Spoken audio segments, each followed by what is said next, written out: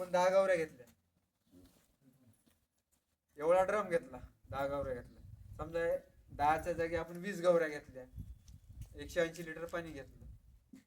त्या गवऱ्याला काय करायचं, पुतळीत धरून बांधून द्यायचं, याला फोडून घ्यायचं पूर्ण, बारीक केलं. तर याच्यात मी काय करायचं, बारीक केल्यानंतर आपण थोडंसं कोमट पाणी घ्यायचं. कोमट पाणी घेतलं हे गवऱ्या पूर्ण डुबून द्यायच्या. गवऱ्या डुबल्यानंतर 7च दिवस ठेवायचे आपल्या ड्रम मध्ये.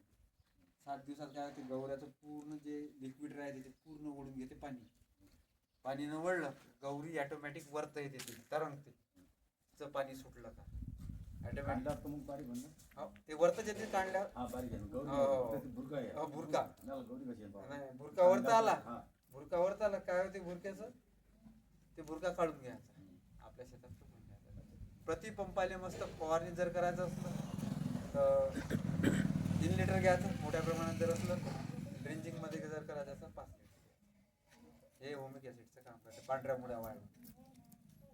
किती दिवसात तयार होऊ राहिलं, 7 दिवसात. मग सोप्या पद्धतीचं.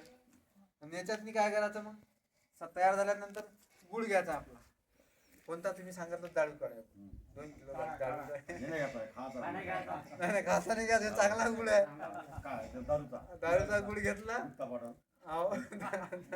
दारूचा गुळ घेतला, धरला टाकून दिला पाण्यात झाला. सोप्या पद्धतीने मग मी करू राहिलो. हे तिन्ही प्रकारचे औषध तयार झाले. आता काय लागणार आहे तुम्हाला, मी सांगितलं कोराधन बी तयार झालं, सर्व औषध तयार झाले. आता लागते का कृषी क्षेत्रात? मग आता मारलं होतं